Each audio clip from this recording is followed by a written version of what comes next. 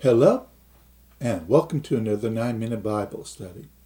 Our starting point, 2 Chronicles 31, verse 6.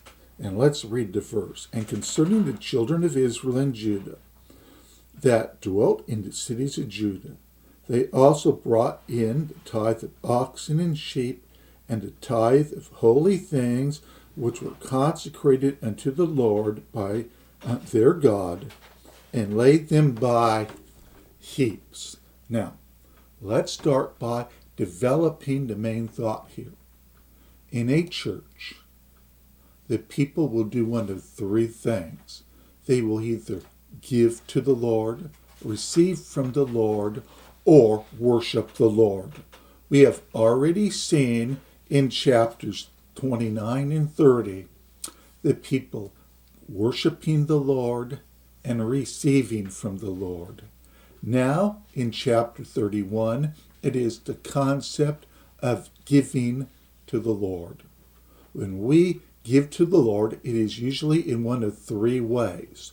One, our finances. That includes everything we've been seeing in chapter 31. We have also been called to give our time to the Lord and our service to the Lord. Service would mean one of three things: being a minister to the Lord, the fivefold ministry; being in service to the Lord, helping out the various areas that a church needs in order for it to run correctly; and a congregation, those who are there to worship, receive, and give to the Lord. Time? Yes. The Lord required his people in the old to give their time. We as a church, we have been called to what? Not forsake the assembly of ourselves together, giving our time to the Lord. Here we see the concept in chapter 31 of giving financially to the Lord, to give our harvest to the Lord. Now, in our society, our harvest usually is what? Financial. That's why we give a first fruit to the Lord and we tithe to the Lord of what he has blessed us with. Now, at the end of verse 6, we see the concept of heaps, as in finances coming in abundance to where the priest could actually save this. Understand something. In the old, it was a different mindset, a different time. In order to prepare for the winter, when the people harvested their crops, they saved the food for the winter time. They were saving for a time when there would be no harvest coming in and they could survive through the winter. In the case of Israel, during the first two planting seasons, they would grow enough not just for their family in the summer, but for the family through the winter time. There was a savings concept that the people practiced. We are seeing this with the ministry here in this chapter. They were saving the heaps. Why?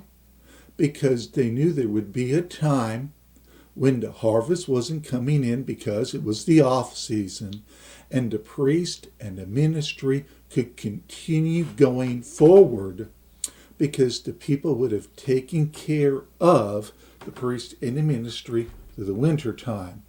I know a lot of people do not like to hear the concept of a surplus, but the Lord established the concept. Remember Joseph in the book of Genesis. What did Joseph and company do in Egypt? They saved during the 7 good years for what would be the 7 lean years.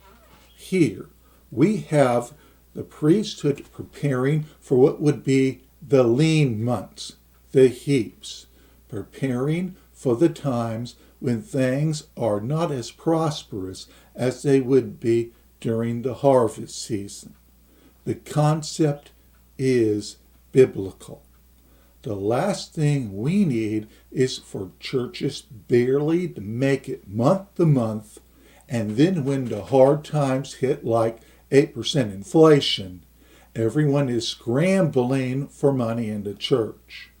The Lord wants us to give our tithe, but it looks like a surplus. Yeah, and a few things could happen in that situation, like one, the ministry going forward in lean times, or the church, when it grows, being able to build and become stronger and reaching more people in the community.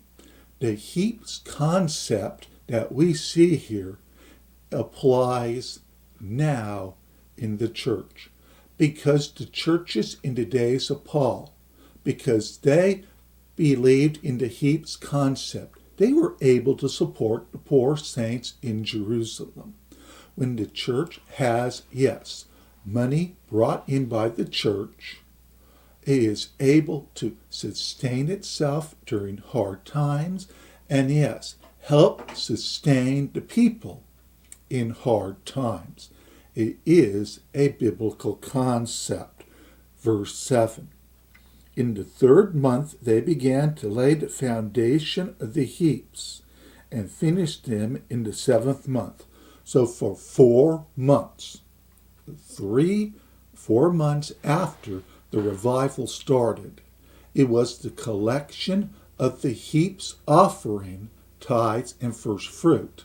So the ministry could survive during the lean months, the winter month when there was no crops. Verse 8. And when Hezekiah and the princes came and saw the heaps, they blessed the Lord and his people Israel. The blessing of the Lord is on those who give to the Lord. When the Lord sees that the ministry, the priest, the servants of the Lord are taken care of, he will bless the people accordingly. Yes, the concept of giving and being blessed by the Lord is in the Bible. Why is Israel prospering during these times? Because they're giving to the Lord. The blessing and prosperity of the congregation really is tied into giving to the Lord. Verse 9. Then Hezekiah questioned with the priests and the Levites concerning the heaps. This wasn't a case of, why do you have so much? King Hezekiah wanted to know if they had enough to make it through the hard times. The Lord is going to make sure the ministry is taken care of. Why? They belong to Jesus. And Jesus wants his own taken care of. That's why he blesses the congregation in order for the ministers to be taken care of. It is vitally important in an atmosphere of revival for an atmosphere of giving to begin to take place. When giving happens, the congregation is blessed, the ministry is blessed, the servants are blessed, the church is blessed, and it will be able to operate exactly as the Lord wants it to operate. It begins with what? The concept of sowing and giving to the Lord. And we'll pick up with this in our next lesson.